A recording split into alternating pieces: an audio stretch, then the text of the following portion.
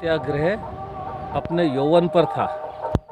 ऐसी स्थिति में पूरे देश भर से अंग्रेजों द्वारा स्वयंसेवकों की गिरफ्तारियां चल रही थी, जेल भरी जा रही थी।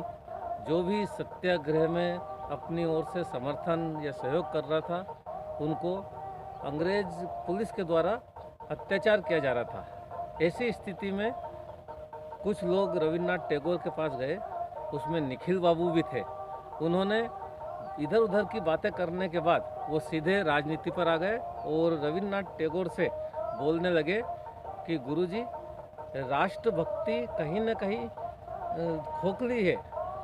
मातृभूमि यानी जो भूमि है, यह जड़ है और इसके लिए इतना संघर्ष करना ये मूर्खता है। रविन्द्रनाथ टैगोर ये सब बातें मौन होकर सुन रहे थे। जब अधिक देर तक इस प्रकार की बातें करते रहे तो उन्होंने अपना मौन तोड़ा और निखिल बाबू उनमें थे, तो निखिल बाबू की ओर उन्होंने इशारा करते हुए कहा कि आपकी माँ जीवित है? तो उन्होंने कहा हाँ। तो एक काम कीजिए, आप अपनी माँ की गर्दन काट के मेरे पास ले आइए। तो पहले तो उन्होंने कहा कि आप ये क्या कह रहे हो? कि नहीं, मैं सच कह रहा हूँ। उन्होंने कहा कि आप मेरी माँ के बारे में ऐसा कह रहे हैं, ये आप तो गर्दन काटने कह रहे हैं, यदि कोई हाथ भी अगर उठाता है तो मैं उसका हाथ काट दूंगा, ये सब मैं कदापि नहीं कर सकता।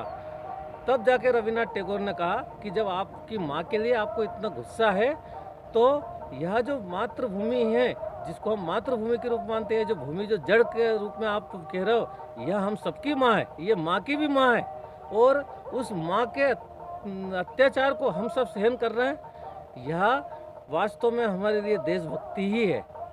यह सुनकर वो सब नतमस्तक हो गए और उन सभी ने गुरुदेव रविन्द्रनाथ टैगोर के चरण स्पर्श किया, आशीर्वाद लिया। उसके बाद इस प्रकार की बातें करना कभी भी उन्होंने उचित नहीं समझा। धन्यवाद।